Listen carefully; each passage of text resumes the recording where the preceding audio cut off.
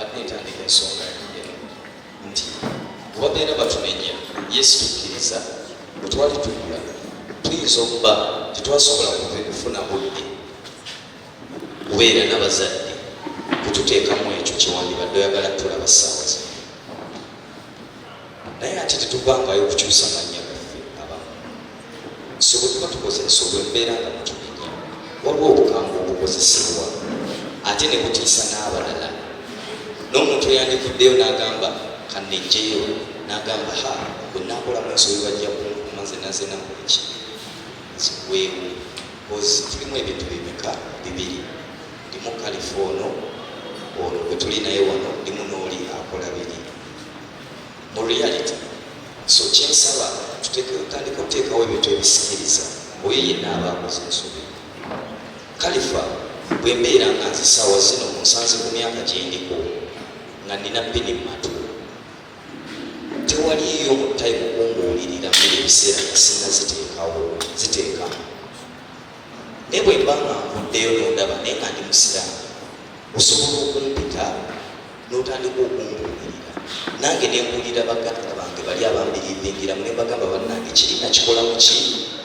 mu nsobi. Naye buli kuteekawo embeera eyo kyobola balina okulumwa ne ngamba lwaki abalokole lunaku kubafuna abafolowazi abapya muyite kati abeere ku round table. Era fe abasiraamu ffe bandisoose okumuyita oba ku musati guno omukulu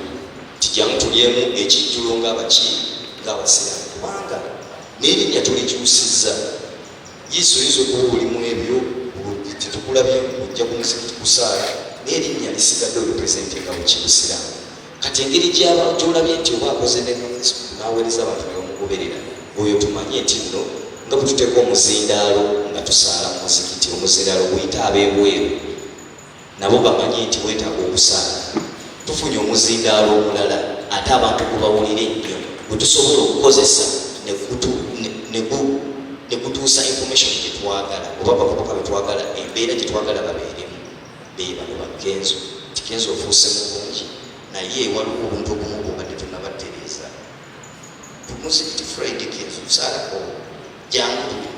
bwe tutandika kenzo bwanajja n'omuntu oyagala okubeera nga kenzo aganya abajja tandika okugamba naye buli bwe tuvaayo ne tunenya bunenya n'oli ajja kutya.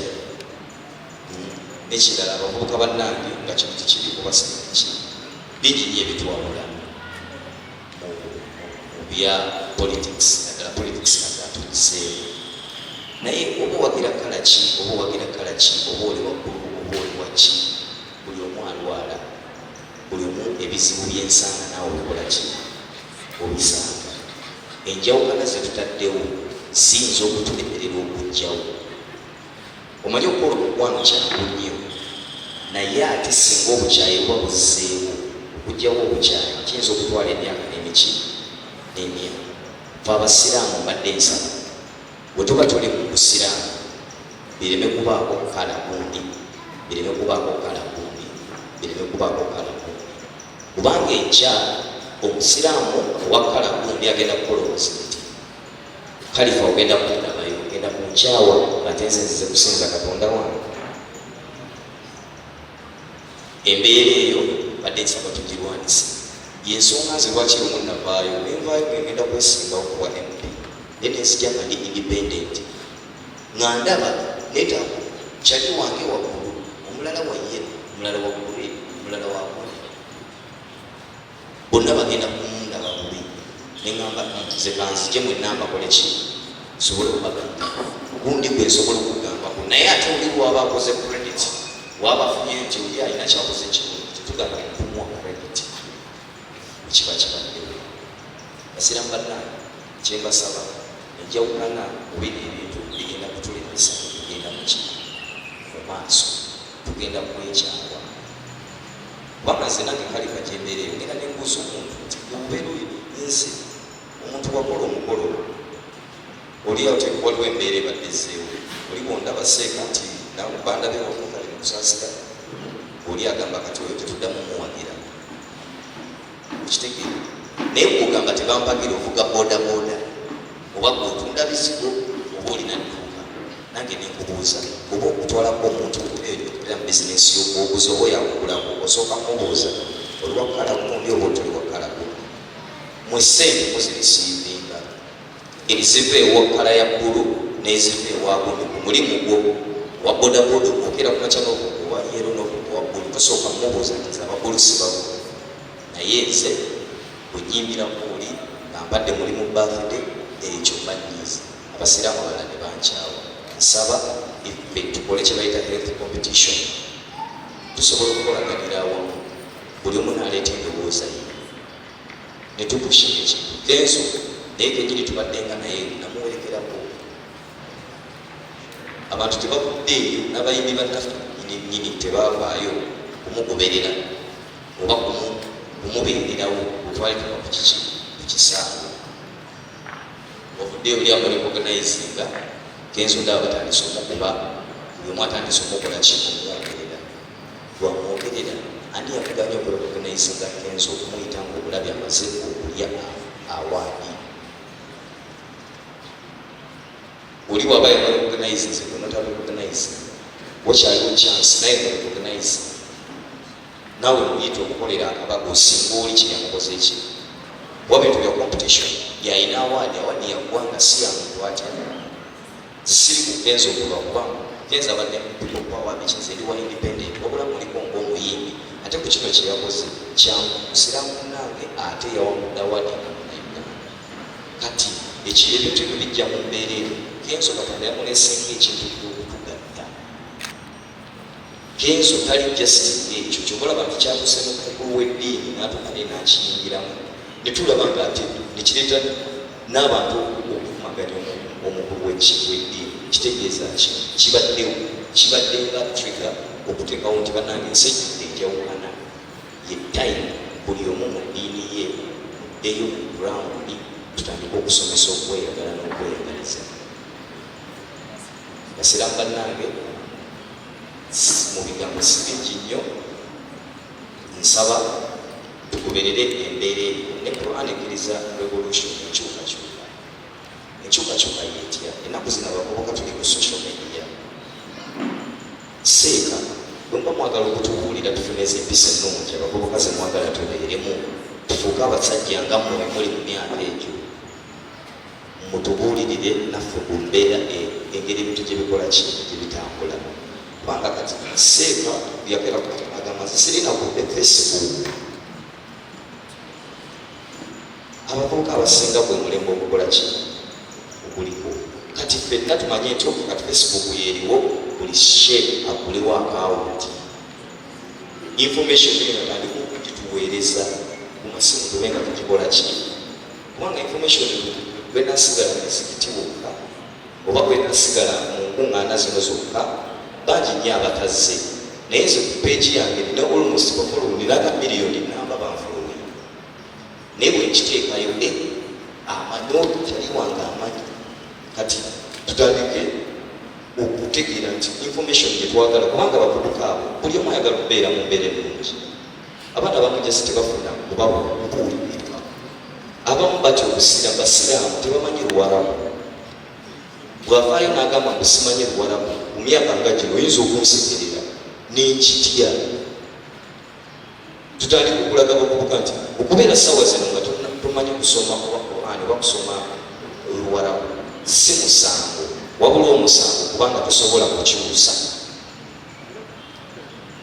tuli ready okukyusa bamaseeka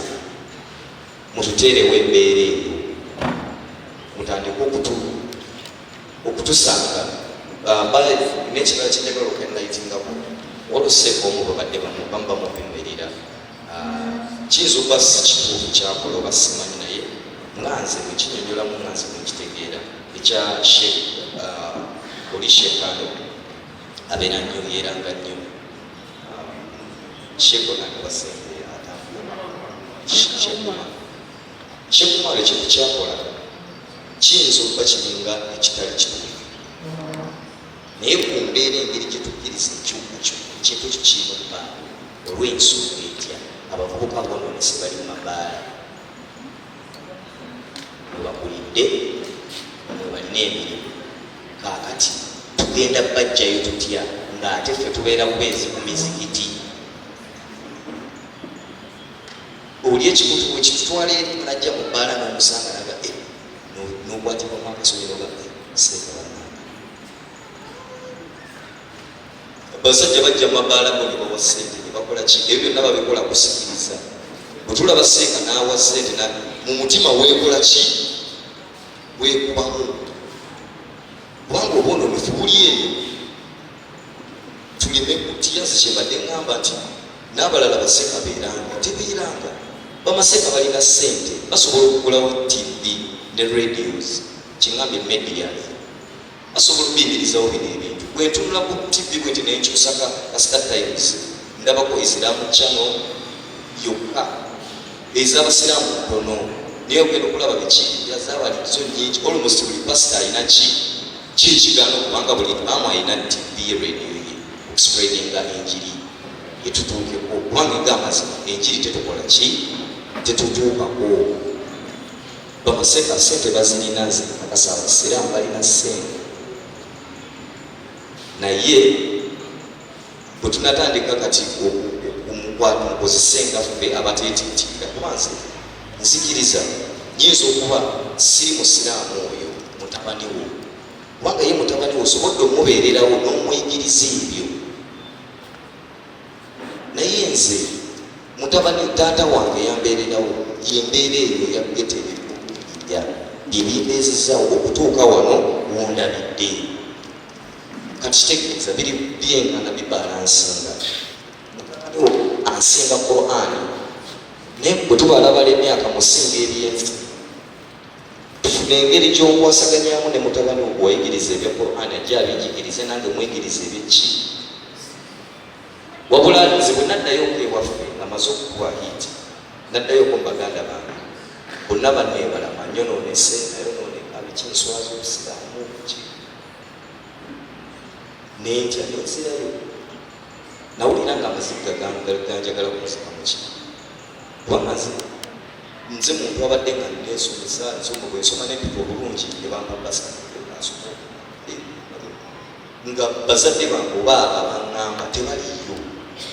netukambula mu nembukolera ensi wekola kiwemanyidde kati nenzira ewaka bansanyukire nabo bamanye nti balinayo hiro okitegeera ate bwenzira ewaka bannenya buki bunenya.